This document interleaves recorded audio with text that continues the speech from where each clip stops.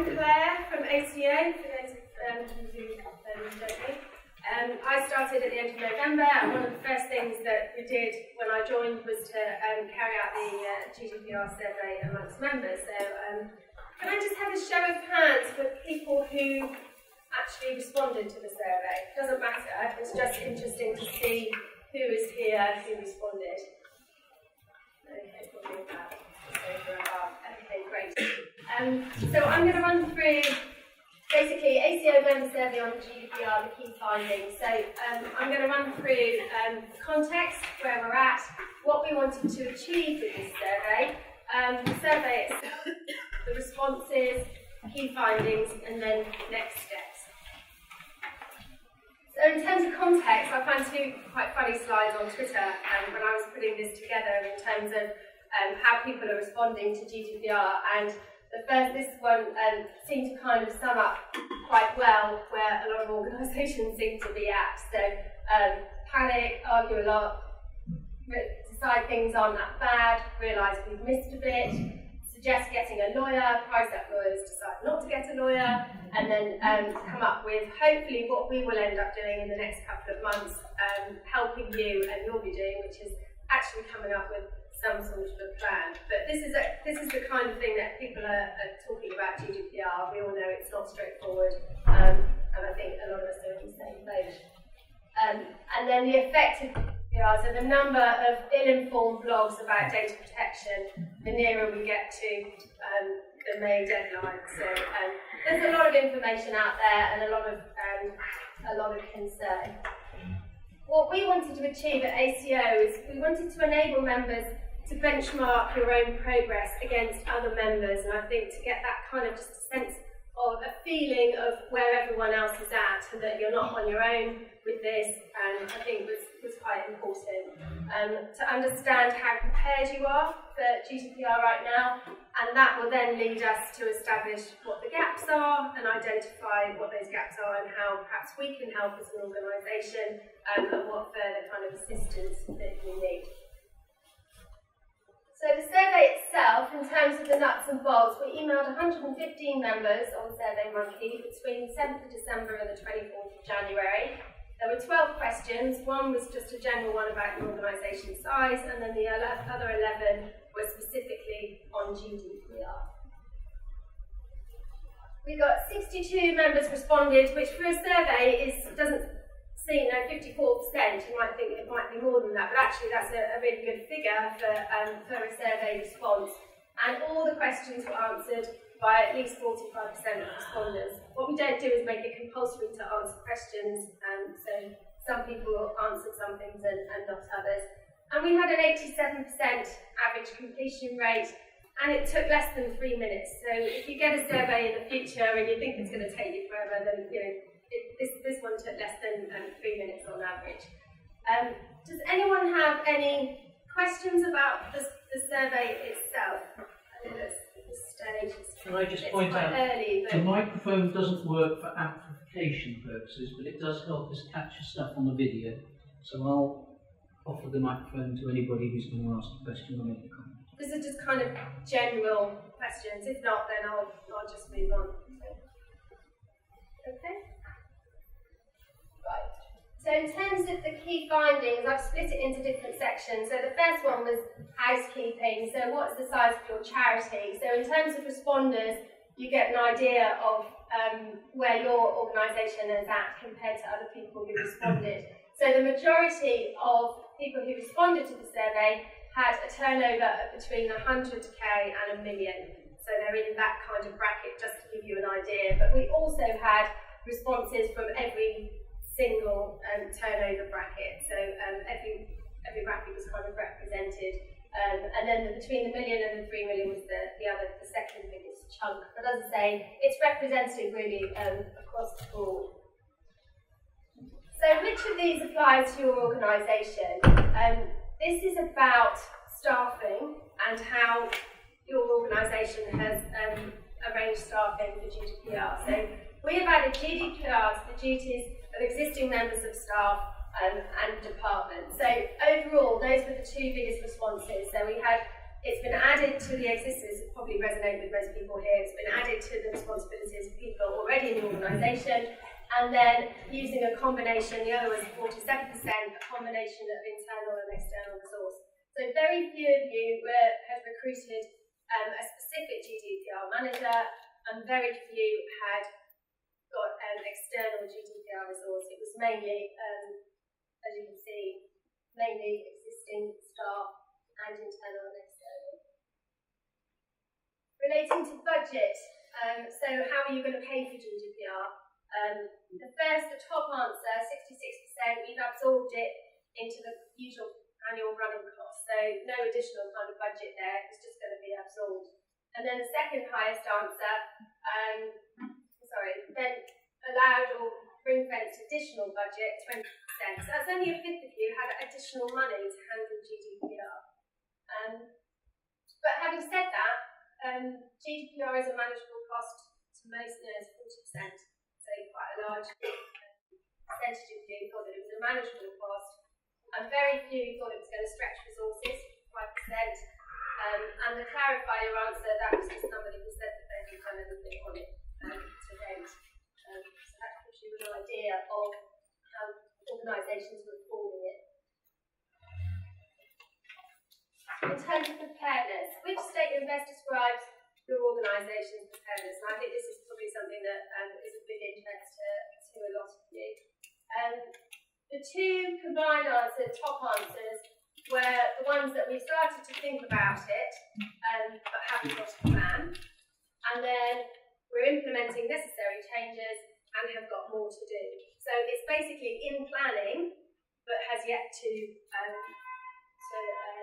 materialise for they're actually doing it. And absolutely nobody said that you've made all the changes that need to be made already. So nobody felt, and I don't think that's going to come as a surprise, but I think it's kind of reassuring to know that nobody feels that they're ready for this right now.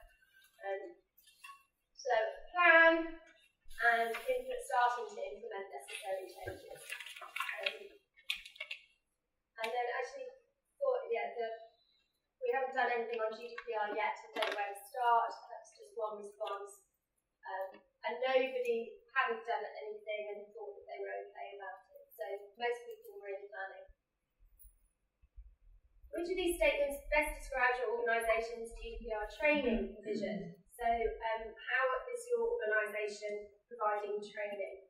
So internally in person and externally in person got the top two answers here, 29% and 32%.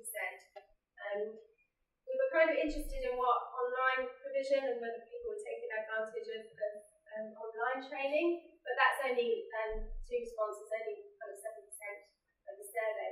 But a fifth of people had not actually discussed training yet, so that was quite interesting to see that. So how is training paid for? The majority answer here is that the majority answer people were accessing free resources. There are an awful lot of resources online, and people, 38% have accessed free resources only. A bit of pay for training, so organisations are paying for training, so 21%, and then a combination of both free and paid for, we've got 32% there. But then again, we've also got quite an element of membership that what training then, either because it's not been considered or it's not been provided, whatever answers for that. So then moving on to knowledge and process and actually what you know. Do you understand how GDPR differs from the Data Protection Act? And 82% of membership said yes, we do understand. But then again, a fifth said no, they don't. So that will be covered a little bit later. And has your organisation conducted an information audit, which basically is documenting what personal data is hold, where it came from, and who we shared it with. So 60% of the members who responded have already done an information audit, and 40% have not. So I don't know how that benchmarks with where your organisation is at. Do Do you know what to do in the event of a data breach affecting your organisation? 78% said yes, which is really encouraging that 78% of ACO members would know what to do. But again, a fifth, no, they wouldn't know what to do. So there's obviously a gap in knowledge there. And as grant makers, do you understand 6 lawful bases for processing data and how they apply to your organisations? This is one of the fundamental things of GDPR. And over half said yes, they did understand those. But then the remainder, no, they didn't. Nearly 30% are not sure, and 3%, just a couple of responses there, said they didn't know. So this again is another area that we need to look at to give support on this. But I think that's quite a high number, 57%, so that they do understand that. So, who is responsible for GDPR in your organisations? So, is your organisation aware of its duty of care to employees and other data controllers regarding GDPR? And half said yes, they were. But interestingly, nearly a third said some people do, some people don't. So there's obviously disparity in organisations. And I think, obviously the structure of charities with trustee boards, that might have had something to do with the answer to that question. There's people, running the charities, and then obviously there's the trustees that might have something to do with it. So 49% said they're aware of the duty of care, which is obviously a key part of GDPR. 7% said no. 28% some people do, some people don't. 16% weren't sure. And to what extent will your trustee board engage with GDPR? Question 12. So 19% said they are the trustee board is 100% on board with GDPR. But the overwhelming 42% said they leave it mostly to staff. So that was quite interesting. 25%, quarter said we're all working on it together. And nearly 10% said that the trustee boards are not engaged at all. Not short and then don't know. So I'm going to use this information to work with you with Q&A towards the end of this session on the next steps, what else you need from us. I don't know if that kind of resonated, those findings kind of resonated with you in terms of where your organisations are at. Whether there was anything that was a big surprise. Does anyone want to comment on what you just seen? Is there anything specific to this presentation? We'll move on. We'll get the chance to ask questions. It will be in the ACO newsletter later in the week, be on the website, so you'll be able to get full access to this. It strikes me there's a lot of questions that you still probably want to go back and look and just hang on, are we in that camp or another camp? So by the end of the week, you should be able to have all of that. Yes, definitely. And then just to remind everyone, I'm sure Chris is going to do it as well, but there is a free helpline on the website. This is the number. You get 15 minutes. The feedback we've had is that it's been great, been really helpful. We've had members who've called up a couple of times. So that is the number, 0175769 354. And again, this is on the website. So any specific questions, particularly like after today. And then Icarus were really helpful, and the handouts that you've got, there's plenty of these, so if you haven't got one, we can give you after. But this Q&A is also done with Icarus, so this answers some kind of general questions. If you've got anything else afterwards, then we're more than happy to help you. So that kind of ends my bit. It's all kind of setting the stage, benchmarking, letting you all kind of see where each other is at.